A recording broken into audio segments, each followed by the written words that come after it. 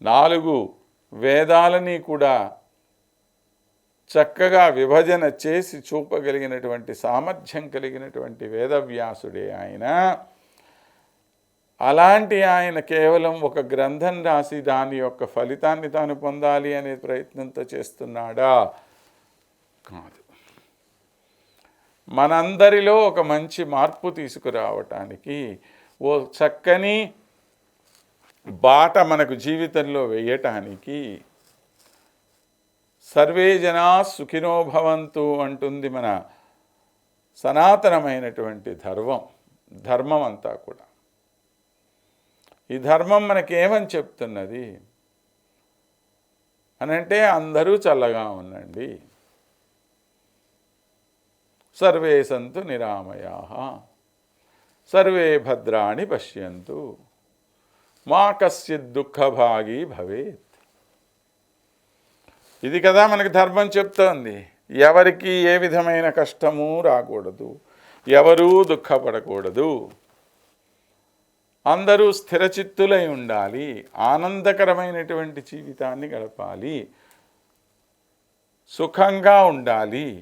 ఇలాంటి మాటలు చెప్పేటువంటిది నిజమైనటువంటి ధర్మం. పక్కన వాళ్ళని పొడవండి, నడకండి, నీ మాట వినకపోతే వాడు తలకాయ తీసేయి, ఇలాంటి మాటలు మన ధర్మం మనకి చెప్పదు.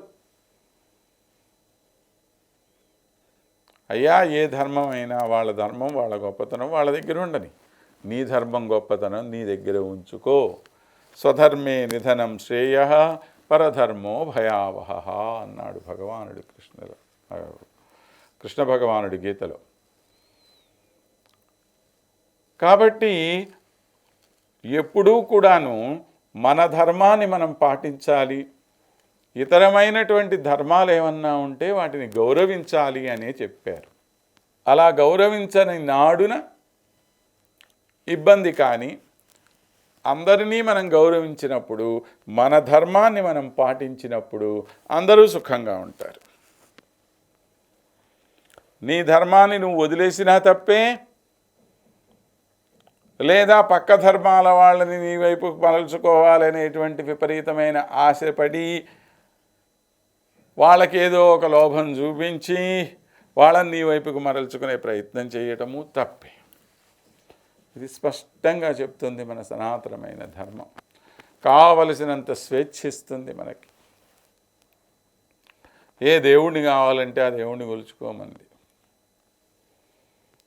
అతను శివుడా, విష్ణువా, ఒక కుమారస్వామి, ఒక గణపతి, లేదా ఒక సూర్యుడా, మీ ఇష్టం. అమ్మవారా, ఎవరినైనా కొలుచుకో. ఇంకెవరు చెప్తారు చెప్పండి? ఇంత స్వాతంత్రం మనకెవరిస్తారు? మరి అలాగ చెప్పినటువంటి ఈ ధర్మం మనకు చెప్తున్నటువంటి సూక్తులు, మనకు చేస్తున్నటువంటి ఉపదేశాలు ఏవైతే ఉన్నాయో అవి ఎంతగా మనం పాటించవలసిన అవసరము గుర్తుపెట్టుకోవాలి. మహాభారతం అందించేటువంటి అతి ముఖ్యమైనటువంటి సందేశం ఏమిటి అంటే అహింసా పరమో ధర్మ.